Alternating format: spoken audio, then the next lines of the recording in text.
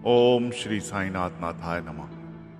सभी श्रोताओं को मेरा प्रणाम एवं हार्दिक अभिनंदन।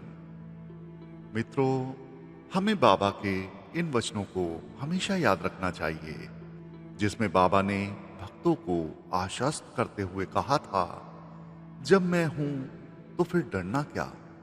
वर्तमान समय में वाद विवाद का एक मुद्दा उठा, उस संदर्भ में भी बाबा के ये वचन अर्थपूर्ण सिद्ध हो ही रहे हैं। दुनिया में आस्तिक और नास्तिक दो प्रकार के लोग हैं। जो नास्तिक हैं, भगवान को नहीं मानते, उन पर विवाद संवाद का कोई असर नहीं होता, क्योंकि उनकी रुचि धर्म और अध्यात्म में नहीं होती। जो लोग आस्तिक हैं और भगवान को मानते हैं, उन पर भी विवाद संवाद का कोई असर नहीं पड़ता, क्योंकि धर्म और आध्यात्म के प्रति उनकी जो आस्था होती है, उसकी जड़ें विशाल वट वृक्ष की जड़ों की तरह पाताल तक गहरी होती हैं। नास्तिक विवाद संवाद के मुद्दों में किंचित भी सर नहीं खपाते और आस्तिक विवाद संवाद के मुद्दों में अनावश्यक समय बेकार नहीं करते।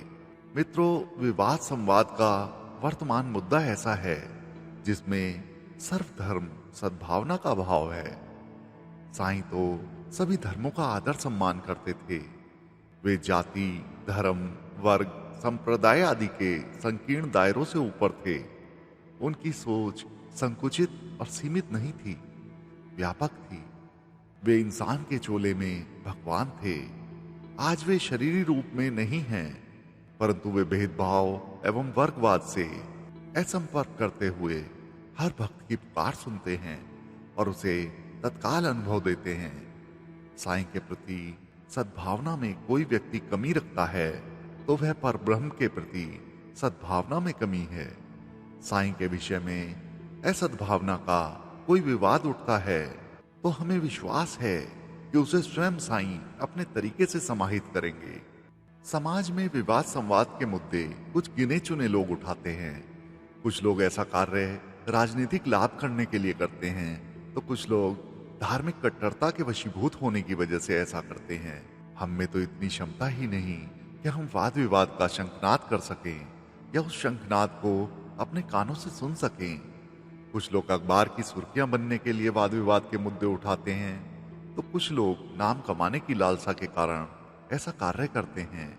बाबा के प्रति आस्था रखने वाले लोग श्री साईं चरित्र ग्रंथ के आदेशात्मक उल्लेख के अनुसार ईर्ष्या, द्वेष एवं निंदा के विचार व्यवहार में कोई रस नहीं लेते।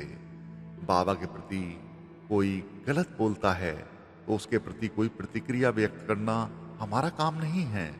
हम तो सिर्फ वही क्रिया प्रतिक्रिया कर सकते हैं जो बाबा हमसे चाहते हैं। साईं के ऋणानुबंध के नाते हम तो साईं के चरण कमलों में समर्पित हैं। साईं अपने शक्तिपात से हमसे जो भी सेवा कराएं, उसे पूरा करने में ही हम अपना सौभाग्य मानेंगे। संभव है हम साईं भक्तों के लिए ये कठिन परीक्षा की घड़ियां हों। बाबा का दिव्य प्रकाश ही सफलता के लिए हमें शक्ति देगा और वही दिव्य प्रकाश हमारा नेतृत्व करेगा। ऐसा भी संभव है कि बाबा अपने भक्तों की जांच परख कर रहे हों और उनमें से कुछ ऐसे भक्तों को चुनना चाहते हों जिसे वे अपनी विशेष आध्यात्मिक उन्नति देना चाहते हों। संभव है ये साईं की कोई गोपनीय लीला हो। साईं अपने भक्तों को बेहद प्यार करते हैं। उनका कोई शत्रु नहीं, उनका कोई विरोधी नहीं। साईं के समय गिने चुने कुछ लोग ऐसे भी थे जो बाबा के विषय में कुछ नहीं जानते थे, और जब वे बाबा के अवदानों के बारे में कुछ सुनते थे तो बाबा की आलोचना करते थे। यह सच है कि इतिहास अपने आप को दोहराता है। सदियों पुरानी कहानियों की वक्त आने पर पुनरावृत्ति होती है। शायद वर्तमान में वैसा ही कुछ हुआ है। साथ ही यह भी सच है, जिन्होंने बाबा की आलोचना की वे ही कुछ काल के बाद बाबा के श्री चरणों में झुक गए और उनके खास भक्त एवं समर्थक बन गए। भविष्य के पट पर क्या लिखा हुआ है यह हमें नहीं मालूम, परंतु भविष्य के पट पर यही लिखा हुआ है, इसे साईं जानते हैं। मित्रों, सन 1990 के बाद सिर्फ एक ही दशक में श्री साईं भक्तों की संख्या गुणात्मक रूप में बढ़ी। इसके पीछे न तो किसी व्यावसायिक प्रचार प्रसार तंत्र का विशेष हाथ था और न विज्ञापनों का प्रभाव। जो कुछ था वह साईं की दिव्य चुंबकीय शक्ति थी। साईं के चुंबकीय आकर्षण से अच्छे और बुरे दोनों प्रकार के लोग इस धारा के साथ जुड़े। साईं ने बुरे लोगों को सन्मार्ग की ओर जोड़ा और अच्छे लोगों में आध्यात्मिक उन्नति के लिए शक्तिपात किया। ऐसा करके साईं ने नैतिक पतन की ओर बढ़ते हुए लोगों की मानसिक चेतना को नैतिकता और सत्कर्म की ओर मोड़ा।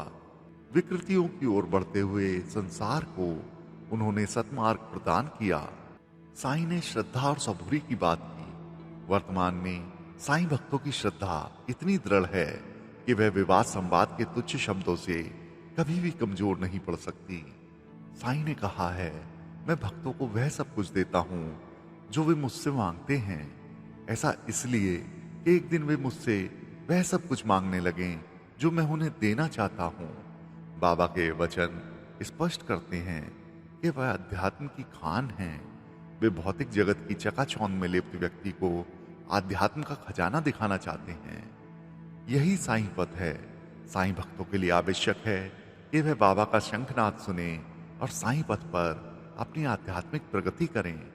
साईं हमारे जीवन की समुचित दिशा देने के लिए तत्पर हैं। हमें साईं को अपने हृदय के सिंहासन पर बिठाए रखना है। जो आंखें नित्य प्रतिदिन साईं का दर्शन करती हैं, उन आंखों को हमें धूल भरी आंधियों से बचाना है।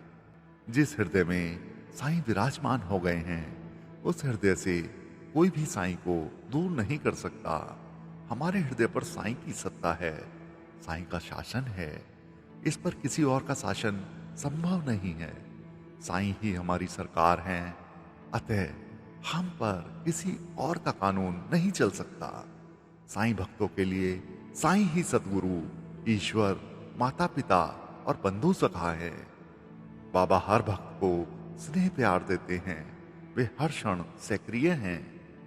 अतः किसी के भुलावे या बहकावे में आकर कोई साईं भक्त विचलित नहीं हो सकता और वह कल्प वृक्ष और कामधेनु की शरण छोड़कर कभी भी अनियंत्र नहीं जा सकता। हर व्यक्ति अपनी आत्मा की आवाज सुनता है और उसके अनुसार अपना कार्य व्यवहार करता है। साईं भक्तों की आत्मा में तो साईं का ही दिव्य परमाणु है। अतः साईं भक्त का हृदय तो साईं की ही आवाज सुनता है और उनकी हर धड़कन में साईं का ही स्पंदन निकलता है। वही साईं भक्ति की दृढ़ता एवं निश्चलता है। साईं की दिव्य शक्ति आज करोड़ों भक्तों में समाई हुई है। ऐसे में किसी प्रकार का विवाद संवाद भला कैसे टिक सकता है। साईं ने स्वयं अपने एक एक भक्त को चुना है, उसकी सहायता की है, उसके कर्म क्षीण किए हैं, उसे तराशा है, उसे जीवन का उद्देश्य बताया है और उसे मुक्ति पथ की ओर अपना आशीर्वाद देकर अग्रसर किया है। ऐसे में भक्तों का यह विशाल कारवां भला किस विवाद संवाद में कैसे उलझ सकता है। जिसका मालिक साईं है, उसे कोई भी पथ बाधा रोक नहीं सकती। साईं भक्ति का अर्थ है सभी के प्रति संभाव, ईश्वर के प्रति आस्था और सर्वधर्म के प्रति सद्भाव। साईं भक्ति सहज व सरल है। यह ईश्वर के साक्षात्कार की गारंटी देती है। यह अंधश्रद्धा का विषय नहीं है। साईं शक्ति का साक्षात्कार प्रतिदिन लाखों भक्त कर रहे हैं। आपकी आत्मा जब चाहे तभी आप इस सत्य तथ्य का प्रमाण प्राप्त कर सकते हैं। साईं का सिर्फ नाम स्मरण ही इतना प्रभावी है कि आपकी भक्ति को निरंतर पुष्ट कर सकता है। मित्रों, जिस तरह सिक्का जमीन पर गिरता है तो खनकता है, करेंसी नोट कभी नहीं खनकता। साईं की मूल्यवत्ता करेंसी नोट की तरह है। यह मूल्यवत्ता स्वयं शांत है और अपने भक्त को भी शांत रखती है। साईं सच्चे सद्गुरु हैं जिन्होंने शिरडी की धरती पर अवतार लिया।